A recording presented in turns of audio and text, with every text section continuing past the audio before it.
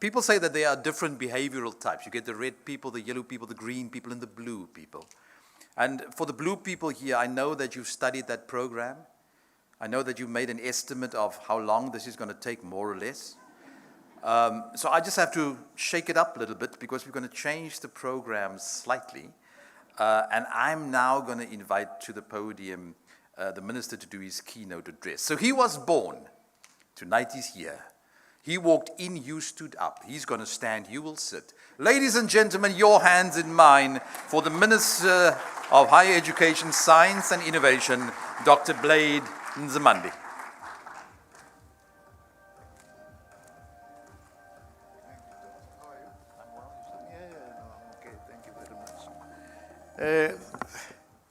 Thank you very much, Program Director, Dr. Gillian Arends. Let me also greet our Director General of the Department of Science and Innovation, Dr. Philip Mjwaha. The Deputy Directors General who are here, the Chairperson of the NRF Board, Professor Mosamo Shabela, the CEO of the NRF, Dr. Fulufelo Nulwamondo, executive team of the NRF, members of the diplomatic corps, leadership of various science councils from South Africa and those from our neighboring countries, and indeed also welcome those who come from the rest of our continent. Vice Chancellors and Deputy Vice Chancellors and or their representatives who are here, distinguished guests, members of the media, ladies and gentlemen, good evening. Let me start by apologizing. Our flight was late by 1 hour, 15 minutes. I don't know, there is this aircraft of SAA that is white, completely white, no signage, nothing. I seem to be having a bit of a challenge these days, so thank you for your patience. I don't like this thing of apologizing in meetings. I hate it because they say, you know that there's a black South African. Sorry I'm late. That's the greeting of every black South African. So I always want to break the stereotype. So please, thank you very much for your patience. The 2019 White Paper on Science, Technology and Innovation sets the long-term policy direction for the South African government to ensure a growing role for science, technology and innovation in a more prosperous and inclusive society. The vision of our white paper on science, technology and innovation will be implemented through our decadal plan, our 10-year plan. Science, technology and innovation are critical to have a competitive and sustainable economy and for addressing the many societal challenges that we face as a country and as a continent. This is the reason that I'm very delighted to be joining you tonight to honor our top researchers, to recognize their contributions to the betterment of our society and the advancement of the STI sector in general. I also find it appropriate that our awards tonight celebrate the 20th anniversary of the Square Kilometre Array project in South Africa. As you may have gleaned from the opening video, which we've just seen, our country has a long and rich astronomy heritage that predates the first European arrivals on our shores. For thousands of years, our ancestors used the sky, the sun, the moon, and the stars to measure the passage of time, the cycle of the seasons, to guide their way across the land, and to create the folklore that speaks to our very beginnings as a people. That's why, by the way, amongst other things, strengthening and studying our indigenous knowledge systems is a very important dimension of advancing our own science. Our ancestors studied the sky with the most natural of tools, their eyes. But what they saw was a cosmos that was staggering in its enormity, replete with secrets that would only be revealed, of course, much later in our history.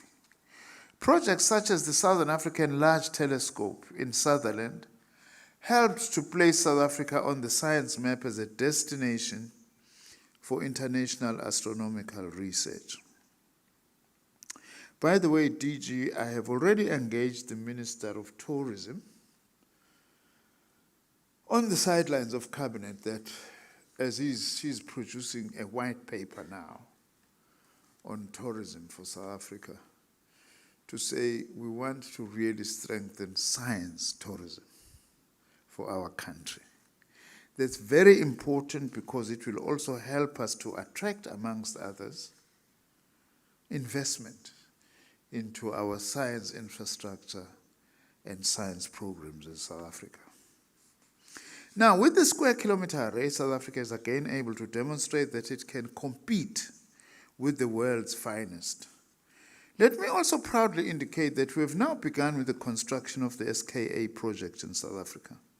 Our construction, together with that of Australia, forms the biggest ever radio telescope array in the history of large-scale astronomical projects at a cost of US $2.2 billion.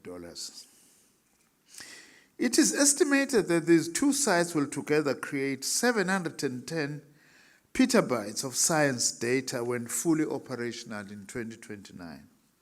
It is therefore expected that astronomers can get 50 years or more of transformational science through the SKA. I'm very pleased, by the way, DG, I visited Solplaatje University in Kimberley recently, where I met the first cohort of master's students in data science at that university, who started at that university.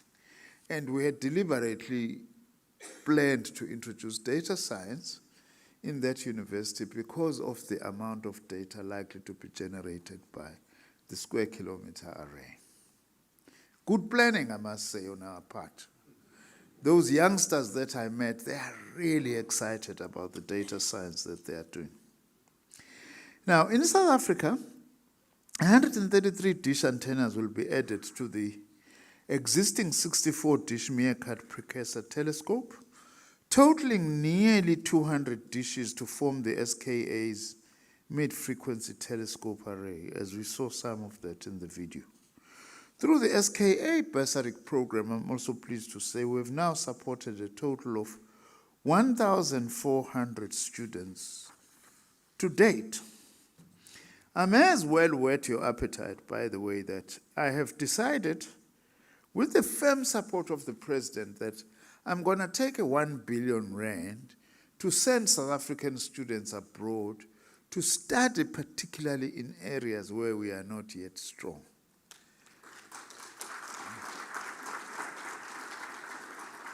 And the President said to me yesterday, DG, I'm reporting to you now in the presence of everybody. Because we had a meeting with the President yesterday afternoon after Cabinet. He said, please don't plan any further than that billion rands without coming back to me. Because what I want to do is that if we have targeted 100 scholarships that we want to pay for, I'm making an example, in UK universities, I then want to go to the Prime Minister of the UK and say, can you add an equal number and sponsor of bursaries for South African students? And he would like to do that with all the countries that we will actually would have identified, because we are quite committed. Of course, 1 billion rands today, with the rand so weak, it's not so much, but also it's not an insignificant investment, especially if the President is going to say, if we give so much, how much can you give us? At least there's one thing the President is very particular about: scholarships. Whenever I request to go abroad, because we have to seek permission from him, he says, which country are you going to? Please, when you come back, tell me how many scholarships we will actually come back with. Let me also indicate that apart from the benefits to science, South African companies and the South African Radio Astronomy Observatory will benefit immensely from the rolling out of this SKA infrastructure, which includes the building of the SKA Exploratorium in Carnarvon in the Northern Cape. We will also, by the way, be building a tourism coordination center, DG, around the SKA. And we are still, remember, sitting with the task because the president said he still wants a cabinet meeting at Carnarvon. So that all cabinet ministers, he would like them to see what we actually have. There's another opportunity for us to exploit so that we are able to advance science. Because we are good in science as South Africa in many fields. And South African scientific prowess, of course, is not limited to astronomical sciences. But as this evening's awards will hopefully demonstrate, it covers a remarkable diversity of scientific achievements in both the natural sciences and social sciences and humanities. Let me talk a little bit about science and research in response to addressing the many societal challenges that we face. Our decadal plan builds on the existing foundations of the National System of Innovation and pivots the system to address societal challenges and contribute towards accelerated knowledge, digital and innovation-driven, inclusive, sustainable socio-economic development. Our decadal plan emphasizes 4 societal grand challenges. First is climate change. That's a real serious global grand challenge that we face. 2 is future-proofing education and skills. 3 is it reindustrializing the modern economy. 4 is the future of society, and 2 STI priorities that we are focusing on in the decadal plan, which is health innovation and energy innovation.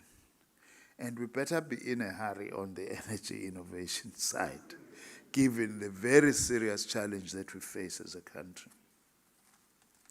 To illustrate an example of one area that is a focus of our decadal plan, as a department we are highly involved in the area of health innovation, particularly in 3 critical areas of medical device and diagnostic innovation, active pharmaceutical ingredient technology innovation, and supporting health needs through vaccine research development and manufacturing strategy.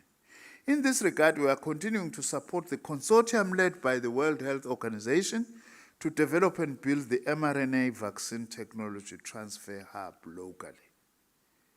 And we're just about ready to start actually production of a number of vaccines here in South Africa for ourselves and for the continent, and indeed for the entire world. Because our own philosophy is that we have got so much scientific talent in South Africa and insights that we must not just be consumers of scientific products from other parts of the world. We must also be producers of scientific knowledge. That's where the NRF is very important for us, because we are capable of doing that. The aim then of this hub for mRNA vaccine technology transfer is to diversify vaccine manufacturing and specifically accelerate vaccine production in Africa through a consortium that is made up of the Medicines Patent Pool, BioVac, the company, Afrigen Biologics and Vaccines, our own Department of Science and Innovation, the South African Medical Research Council, and a network of the universities and the Africa Centers for Disease Control and Prevention. I must tell you this story. Well, you are lucky you are still 52, Dr. Arends. I'm already 65, so I have hardly any weeks that I'm left with in terms of retirement, except at the mercy of political appointments. But the DG took me to National Institutes of Health in the United States, which is the biggest clinical research, health clinical research center in the world. They have got 6,000 postdocs in one campus. That's where, by the way, former President Donald Trump was admitted for COVID briefly. Someone was very uncomplimentary when I said that and say, why didn't you say that center should have helped us with President Donald Trump, you know? And the acting head said, I dropped everything when I heard that the Minister of Science is coming here because, Minister, I want to come and apologize to you. And please pass on to your president because when you discovered the Omicron variant of COVID-19, we sought to isolate you as a country and say we are coming with this variant, that's going to be a problem. I want to tell you today, had we not been sensitized by you and know that there is variant, hundreds of thousands more Americans could have died easily. That's you as our scientists that the world is actually proud on, and it's something that we must build on. That is why when I'm saying we mustn't just be consumers, but we must also be producers of scientific knowledge. I must indicate that our science and innovation investments made in the past decades have been critical enablers to ensure South Africa has the necessary expertise, infrastructure, and research capacity to respond to imminent health risks. This was demonstrated when our national system of innovation leveraged our response systems to the COVID-19 pandemic, as I have said. Collectively, we were able to respond to COVID-19 in a joint effort. In fact, the DG of the World Health Organization, when he was in Cape Town, he says, South Africa, you don't realize what you have done in managing a pandemic, how you mobilize science on a day-to-day basis to manage COVID-19 in a manner that many other countries, including developed countries, were able to do. That was the DG who said it in my own ears in front of me when we were hosting him in Cape Town. Our country produced premier science that did not only assist us locally, but also contributed, as I have said, to the global body of knowledge on COVID-19. And our infrastructure in response to COVID-19 included the KwaZulu-Natal Research Innovation and Sequencing Platform, which managed to identify the first variants of COVID-19, the Center for Proteomic and Genomic Research, the South African Biodiversity Institute, whose research and development portfolio includes pathogen genomics and the skills needed in the area of vaccines, biochemistry, microbiology, and genetics, amongst others. Also, I do need to say we managed in an exemplary manner to mobilize our humanities and social sciences through the Human Resources Research Council in support of our fight against COVID-19 through, amongst others, attitude survey and beliefs amongst our people about COVID-19, as well as attitude towards vaccination. This was a contribution that we made that was not only beneficial to South Africa, but was beneficial to the rest of the world. Allow me to touch on the last section, issue that I just want to touch on science and innovation for economic development, because this is where also our biggest pressure point is. As you know, as South Africa, we face massive economic and social reproduction challenges, which manifest in the persistent high levels of unemployment, poverty, and inequality that imposes debilitating effects on the poor and the working class in particular. Government sees the role of STI as critical in the fight against economic and social inequality and the quest for a more inclusive, equal, and socially just society. We have developed the DSI's innovation strategy in support of our country's economic reconstruction and recovery plan. The strategy repositions our own department to promote new knowledge production and innovation directly supportive of the strategic aims of the ERRP. Through the National Research Foundation, our department continues to develop new generations of scientists who represent a cross-section of our country's scientific endeavors, men and women who are committed to overcome the challenges in our society through scientific research and innovation. Their work is aimed at addressing the needs of our society, whether it is feeding, educating, and keeping citizens healthy, or discovering ways to mitigate effects of climate change, protect our delicate ecosystems, or adding substantially to the world's store of knowledge. While we honor these people for the positive impact of their work, we also honor them for the lives they've changed. This includes the training and upskilling of postgraduate students who seek to immerse themselves in the sciences that seek to solve society's persistent developmental challenges, as well as postdoctoral researchers who seek to position themselves at the leading edge of scientific innovation. By the way, DG, that acting director of the National Institutes of Health, yeah, that's where Dr. Fauci was, by the way. We even met in his boardroom. Said, we have 6,000 postdocs just in this campus. There are other postdocs linked to us who are not here. But less than 2% are from the African continent. Give me, Minister, more postdocs to the National Institutes of Health. So where else then, Dr. Nzimande, can I say that other than in this forum? There are opportunities for postdocs in that well-known center of research, excellent research in the United States of America. One might as well ask a question: how do we know that our efforts as a department have been effective in bolstering the country's research environment? Because it's very important that we are able to evaluate ourselves. One way of knowing is by looking at our research performance. Very quickly, the Web of Science publications by NRF-funded research has increased by almost 12% in the single year from 2020 to 2021, faster than the world average of 1.7%. NRF-funded researchers also produced 33% of South Africa's publications. In 2020, the NRF supported 15% of the country's researchers who produced almost 30% of the country's articles.